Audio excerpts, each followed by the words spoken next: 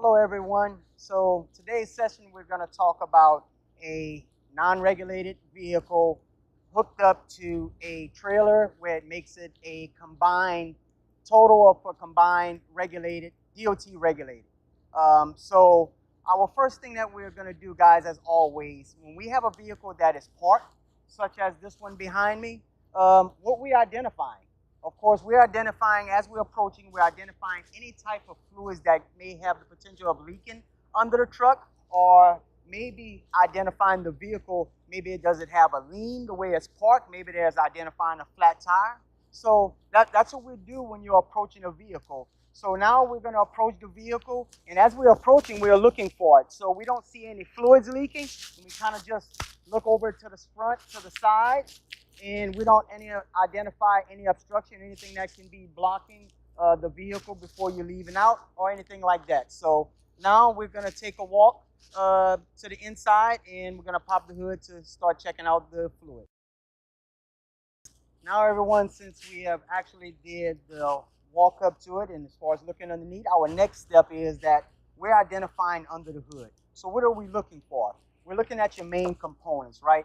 We're looking at your battery cables, making sure there's any corrosion. First thing we're doing is checking your engine oil, checking your transmission oil, looking at your belts. Any components that will actually give us trouble as we're commuting down the road, and I would definitely eliminate as far as for continue to moving and to remove us out of service, okay? So that's some of the key components. Your water for your radiator, your washer fluids. You know, these are some of your key things, because these things right here will actually have a violation if you would get stopped, and if these things are not filled to their maximum capability. So please identify everything that you can under the hood. But again, on the pre-trips, you'll have all these markings for you to identify. So go through the checklist on that and identify each one and continue moving on. Guys, so we already had done reached inside the truck and turned all our lights on and flashes on the truck when we actually conducting our 360 walk around to identify, making sure all of our lights are working properly, hazards. So one of the key things that we want to make sure, guys, when we're looking at, one of the key components is looking at making sure you're having the proper tire pressure inside your tires. So how do we identify that? Looking at your tires and looking to see exactly what the manufacturer calls for. So majority on these tires here, it may call for 35-pound pressure, but how do we get to that to make sure we have it the proper? There's a tool, is their air gauge. You know, it's real cheap. It's a good tool. That's what it's for, when you can actually identify if this tire here has the proper tire pressure inside of it, okay? So definitely want to do that. Another thing is as well is the tire depth gauge.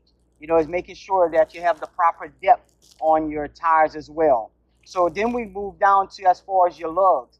This vehicle right here has the lug caps on it, but you can easily pop that off and making sure that your tires, your wheels are fully snug, and making sure all your lug nuts are not backing out, okay?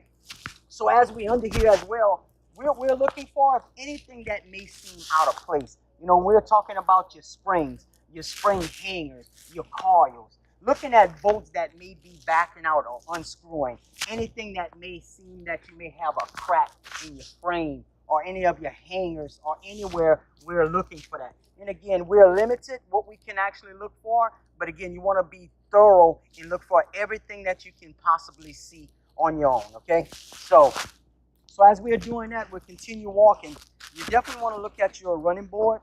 That's real important. That can cause a slip, trip, and fall hazard. Making sure it's clean of debris, any mud or any type of obstruction that will eliminate you from actually falling as you're exiting or entering the vehicle. So making sure that is done, okay? So as we're going here, looking at your door handles, making sure that your doors can stay fully snug, that it's secured, and checking each one of them, all right? And to continue again, making sure that your running board have no cracks or anything as well, because again, from over time, wear and tear, things do happen, and from the weight bearing that we're putting on these trucks, from getting out of the vehicles as well. So we want to continue looking for any type of damages to that. Same thing applies for the front tire we did to the rear. Same thing applies.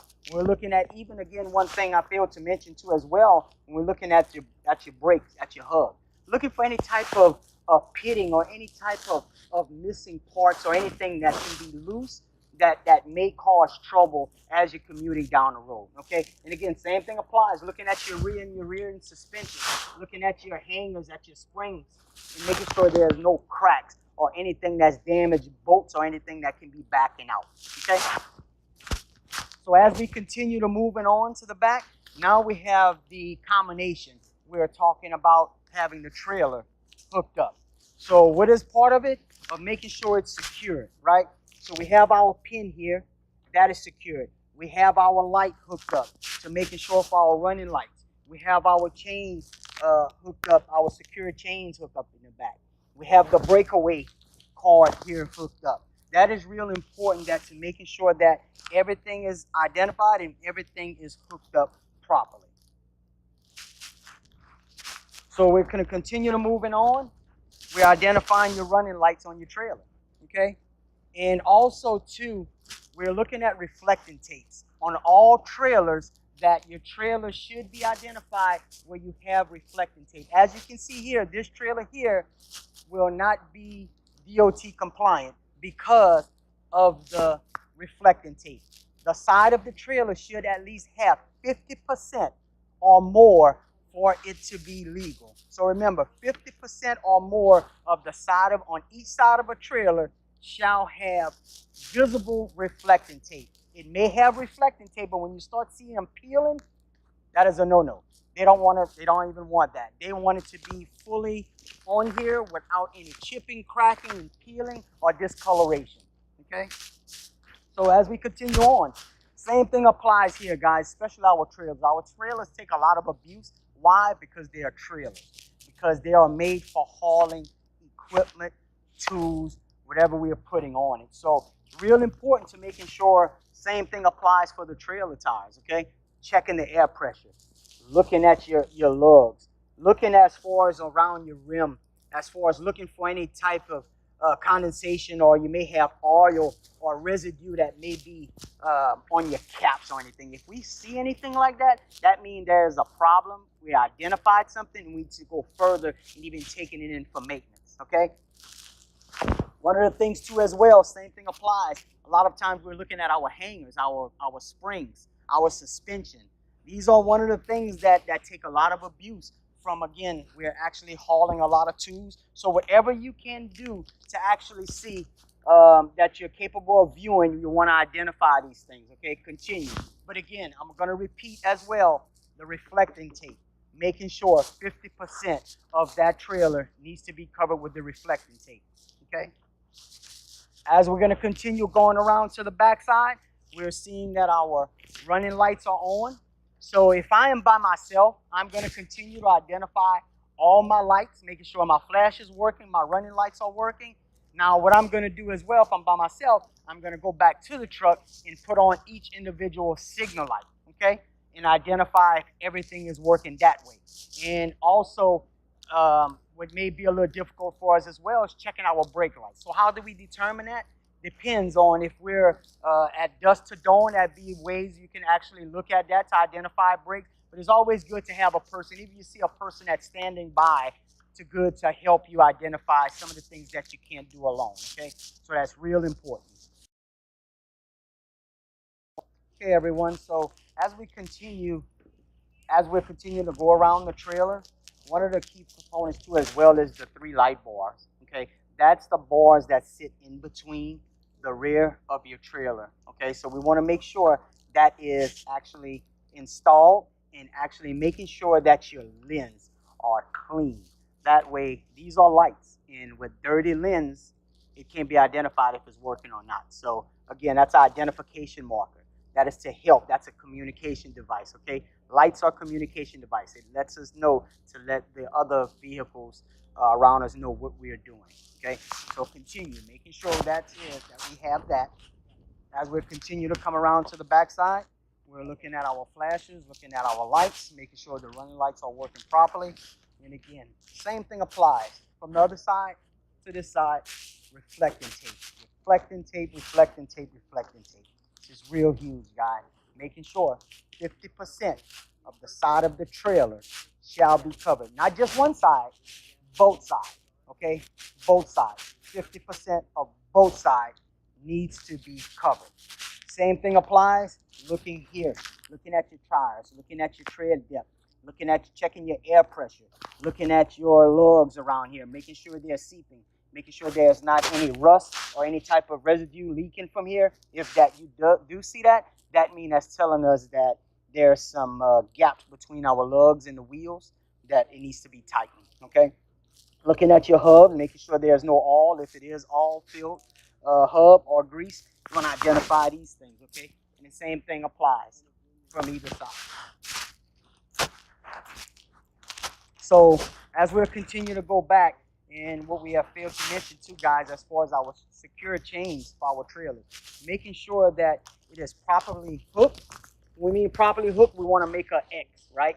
Why is the X? To making sure if that trailer does detach, when it does detach, that trailer is going to fall, and this right here will serve as a cradle, pretty much. So it'll actually catch the trailer from before it hit the ground, right? So also, too, one thing that we're going to do is our breakaway device. Is making sure that breakaway device is not hooked to a chain. It is hooked to something separate, a stationary device separate from the chains. That way, when that breaks away, it will automatically lock your trailer brakes to having this thing from going out of control, okay? So please, making sure that we have the trailer chains properly secured and your breakaways is actually stationed on a secured device on your hitch of your truck, all right? So as we continue to going, same thing applies, guys. Continue. Looking at your tires, looking at your lugs, looking at your springs, making sure there's any cracks, anything leaking. You know, checking your doors. Again, same thing applies. One side to the other, checking your running board. Secured, wiping away any type of debris or obstruction that will take away from you falling in and out of getting out the truck. Okay, same thing applies. Here, there's a cap we were talking about where you can actually see the lugs, making sure they're secured. Just check them. If you can turn it by hand, that is telling us that these things are loose, okay? And if you can, if you don't see any type of residue around here or showing that something is leaking, I mean it's pretty well secured, okay? Again, checking your brake pad, checking your drums, and making sure there is no pivot or anything pitting inside of them. And looking at your springs, your caws. So everything, same thing applies. So again, we're properly good. And again, making sure too, when we are hooked up as a combination and making sure that you have your DOT numbers, because now what that makes us regulated, right? DOT regulated vehicle. Because again, we have a combination. We done actually went over that 10,001 pounds. So now these numbers shall be displayed on both sides of your vehicle. So make sure both sides of the vehicles that you have your DOT numbers. All right, everyone. So now we have made it to the inside the cab of the truck. So why is it so important to identify things inside the cab? There's a lot of things. But the first thing we want to identify, especially for all you in situ form drivers, when you get into your vehicle, this cover, wheel cover, it's a reminder, right? Focus on driving. So just making sure when you get in your truck that you read your cover, and you actually, from that point on, you can remove it safely and just put it in the rear. Okay. So one of the key things, guys, when you're getting in a truck, so what are the things that we do need? What are some of the things that we want to check for, right? Is our registration. We want to check for our insurance cards. We want to check for everything, if we have permits, anything that you may have. So usually there's binders that's made up that you'll have everything from what I just named in that binder. That way everything is at your fingertips at all times. And it's here. And again, so now that this truck will really now become a DOT regulated vehicle, annual inspections, right? So this truck right here with the combination will definitely be required for a DOT annual inspection. And that also shall be kept in this file with the rest of your paperwork, okay? So again, please, that's one of the things that we need to catch on. Now, also, if it wasn't a regulated vehicle, it's one thing, but now it becomes a regulated vehicle, DOT, what we need is our fire extinguishers. Fire extinguishers need to be kept inside your truck or in the rear, but it has to be mounted has to be a mounted fire extinguisher, making sure that it is full, it is operable, making sure there's any obstruction in your hose, and making sure that it has not only its annual inspection on it, but again, your monthly inspection as well too, okay? So making sure, also again, our triangles, making sure we have our triangles placed inside your vehicle, because now this is a DOT regulated vehicle. Please, it's real important that you have all these proper tools before getting on the road. So again, that's a checklist, making sure that you go over it and have it identified in your vehicle.